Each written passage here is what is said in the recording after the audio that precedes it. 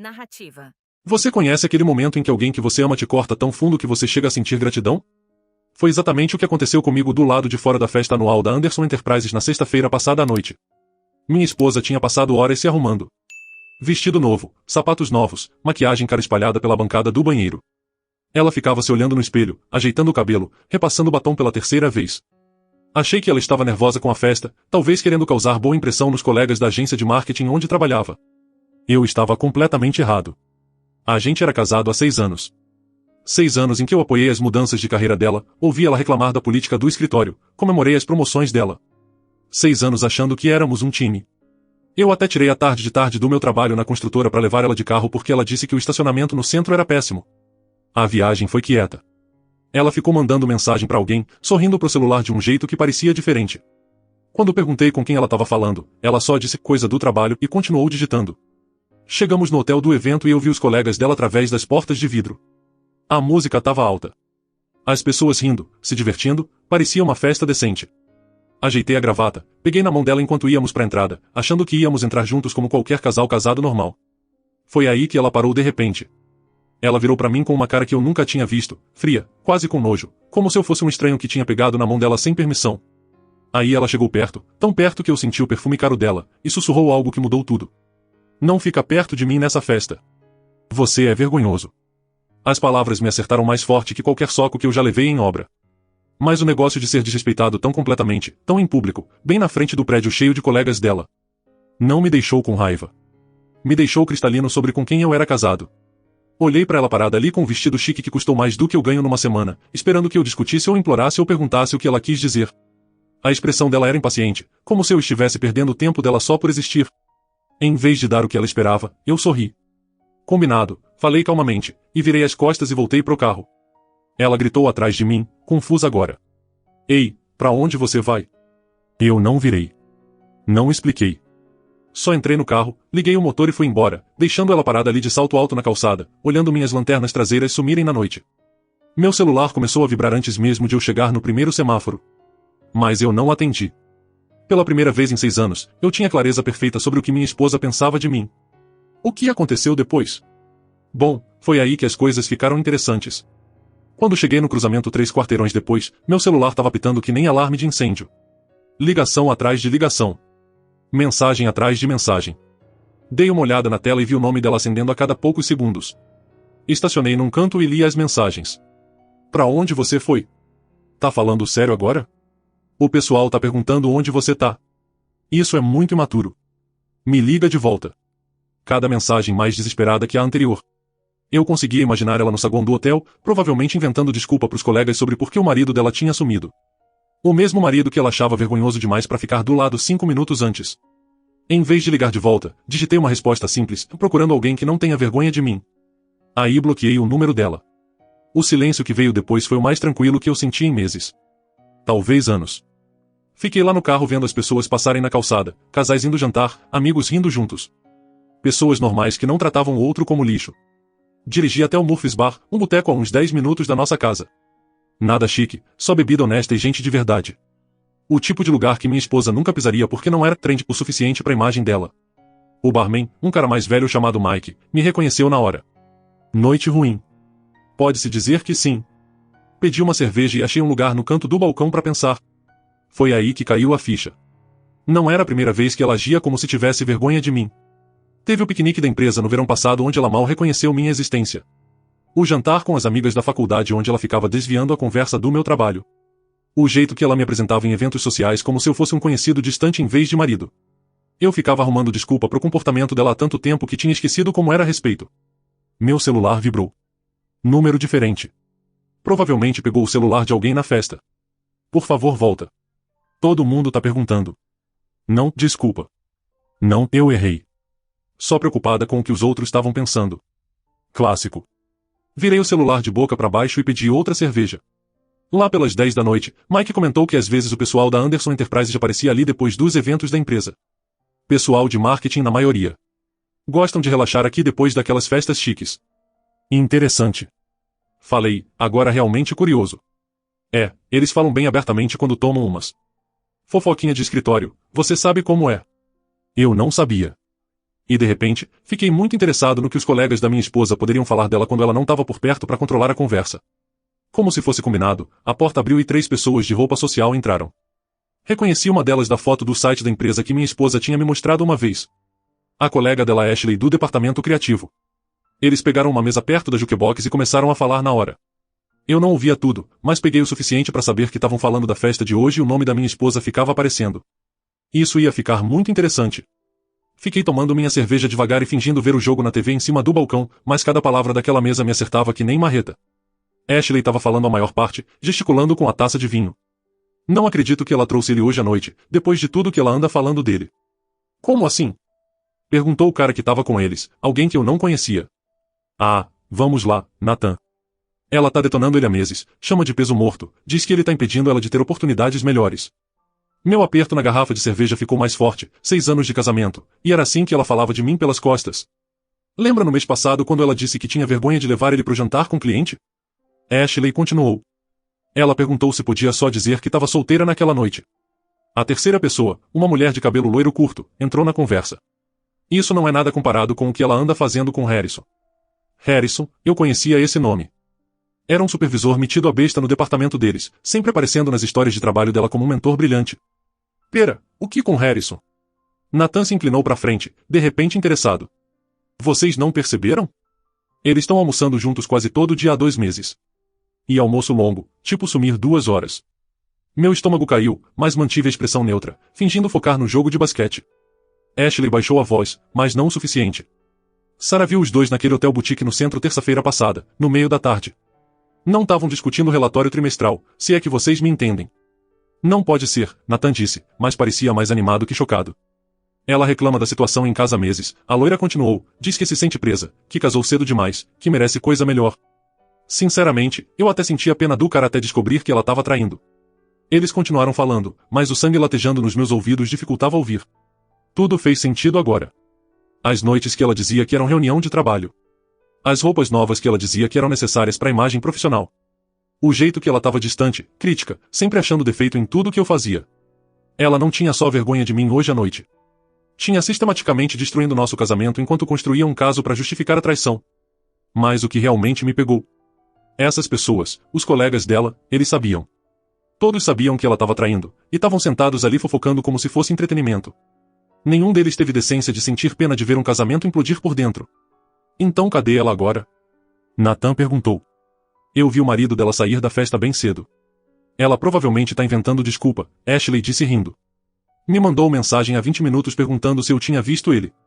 Pelo visto, ele simplesmente saiu sem falar nada. Fez bem, a loira disse. Se meu marido soubesse o que eu sei sobre ela, tinha ido embora meses atrás. Terminei minha cerveja e deixei o dinheiro no balcão. Mike acenou para mim enquanto eu ia para a porta. Tudo bem. Melhor que bem, falei. Valeu pelas bebidas. Fui pro carro com clareza perfeita. Minha esposa não tinha só vergonha de mim. Tinha planejando a estratégia de saída enquanto me mantinha como rede de segurança. Bom, essa rede de segurança acabou de ser puxada. Hora de ir para casa ver o que mais eu encontrava. Porque se tem uma coisa que obra ensina é como demolir algo que já tá quebrado sem conserto. E meu casamento definitivamente estava quebrado sem conserto. A casa parecia diferente quando entrei pela porta da frente. Talvez fosse saber a verdade, ou talvez eu tivesse sido cego pro quanto esse lugar tinha ficado frio. A caneca de café dela ainda estava na bancada da cozinha da manhã, marca de batom na borda. O mesmo batom que ela repassou 3 vezes antes de me humilhar do lado de fora do hotel. Fui direto pro quarto e abri o notebook dela. Ela sempre foi descuidada com senhas, usava a mesma pra tudo. Data do nosso aniversário de casamento. Que ironia. O histórico do navegador contou a história que ela escondia. Reservas de hotel. Restaurantes caros que eu nunca fui. Compras online que explicavam por que as faturas do cartão estavam tão altas ultimamente. Mas foi a conta de e-mail que encontrei que realmente abriu meus olhos. Dezenas de mensagens pro Harrison. Não só coisa de trabalho. Conversas pessoais que me deram arrepio. Fotos que ela mandava pra ele que definitivamente não eram pra colega. Planos de finais de semana que ela me disse que eram congressos de trabalho. Um e-mail da semana passada chamou a atenção. Ele tá ficando desconfiado das minhas noites tardes. Precisamos ter mais cuidado até eu descobrir como lidar com essa situação. Lidar com essa situação. Era nisso que 6 anos de casamento tinham virado pra ela. Continuei cavando e encontrei coisa pior. Ela estava tirando dinheiro da nossa conta conjunta há 3 meses. Quantias pequenas no começo, depois maiores. Quase $8.000 no total, transferidos para uma conta separada que eu nunca tinha ouvido falar. Ela não estava só traindo. Tava roubando de mim enquanto planejava a fuga. Tirei print de tudo. Os e-mails, as transferências bancárias, os recibos de hotel. Aí fiz algo que ela nunca esperaria do marido vergonhoso dela. Liguei pro meu primo Lucas, que passou por um divórcio bagunçado 2 anos atrás. Você precisa documentar tudo, ele disse quando expliquei a situação. Fotos, extratos bancários, logs de conversa. E precisa proteger seus bens amanhã de manhã antes que ela perceba que você sabe. E advogado? Conheço uma. Laura Welch. Ela é dura na queda, não enrola. E já pegou casos assim. Vou te mandar o número dela. Quando desliguei, eu tinha um plano. Primeira coisa, na segunda de manhã, abriria a conta bancária só minha e mudaria meus salários para lá. Nossa conta conjunta ficava aberta, mas ela não teria acesso aos meus ganhos futuros. Aí marcaria com essa advogada e começaria o processo direito. Eu tava imprimindo os e-mails mais pesados quando ouvi o carro dela na garagem. Quase meia-noite. A festa deve ter terminado mal para ela. Provavelmente passou a noite toda inventando desculpa pro marido sumido. Fechei tudo rápido, coloquei as páginas impressas na minha caixa de ferramentas na garagem e fingi que tava vendo TV na sala. Ela entrou que nem furacão. Vestido amassado, maquiagem borrada, segurando os saltos numa mão. Cadê você se meteu, porra? Ela exigiu. Olhei pra cima do sofá calmamente. Fora. Fora onde? Você tem ideia do quanto hoje à noite foi humilhante pra mim? O pessoal ficava perguntando onde você foi. Tive que inventar que você tava doente. Engraçado. Falei, voltando pra TV, achei que você não queria eu lá mesmo. Problema resolvido. Ela ficou parada me olhando como se eu tivesse criado uma segunda cabeça. Não era a reação que ela esperava.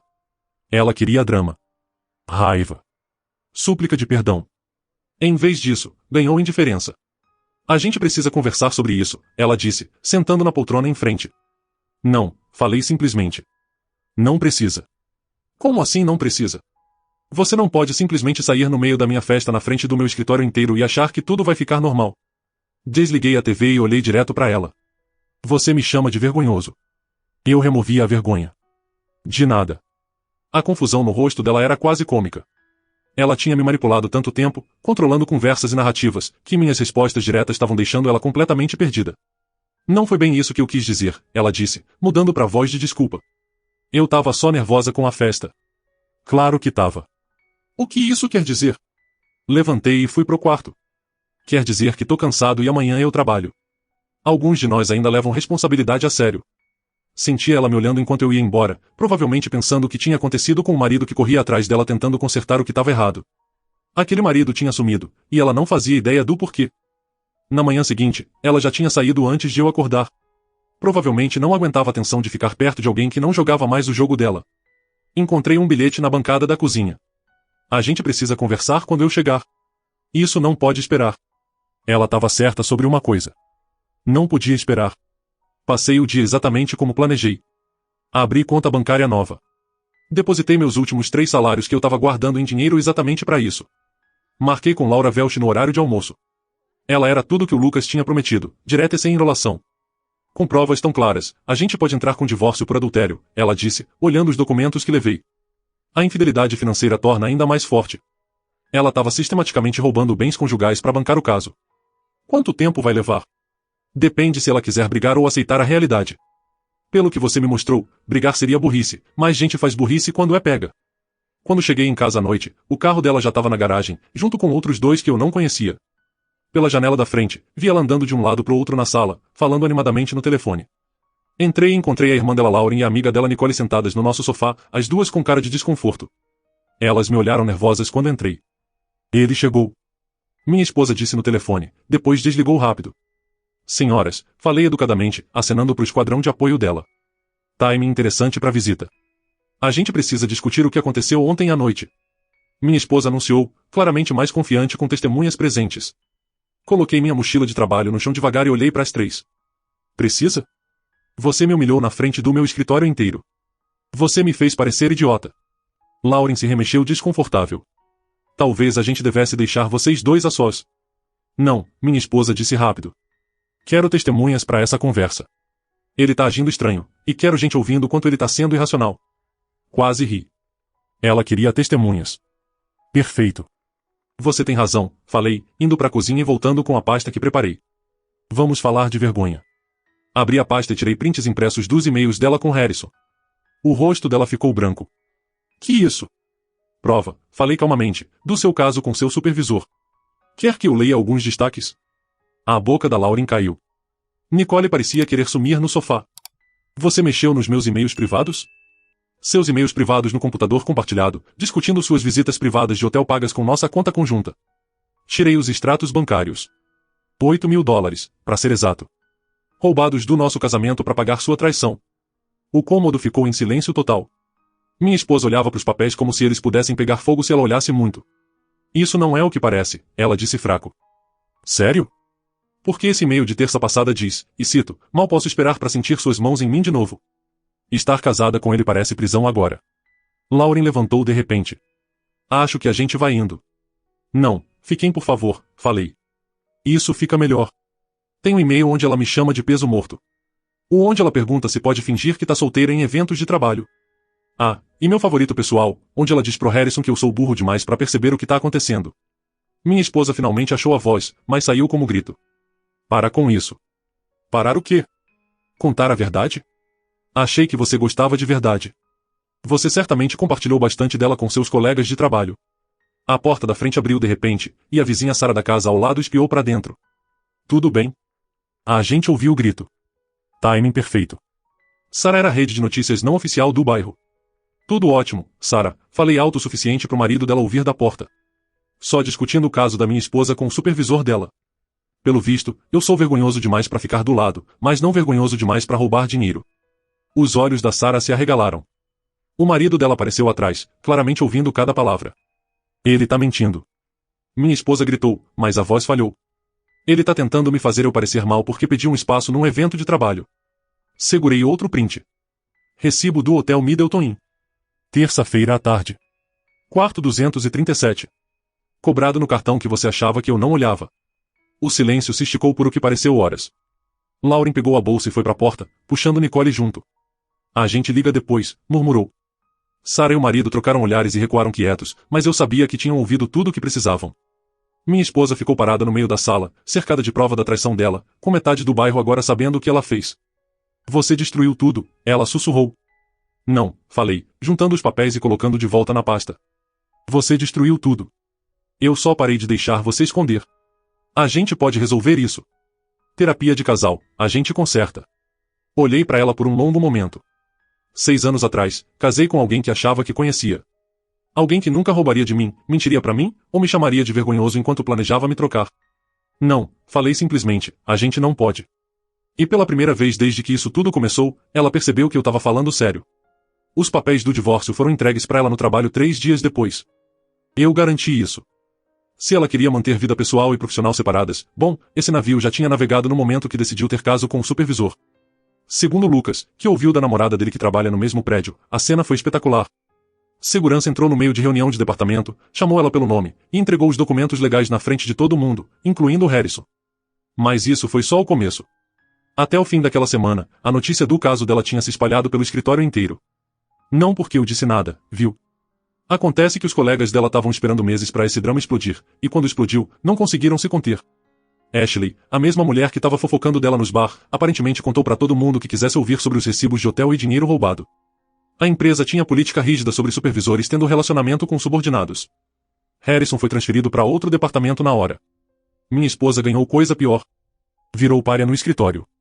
Ninguém queria ser associado à mulher que roubava do marido para bancar caso que todo mundo sabia. A irmã Lauren me ligou na sexta, chorando.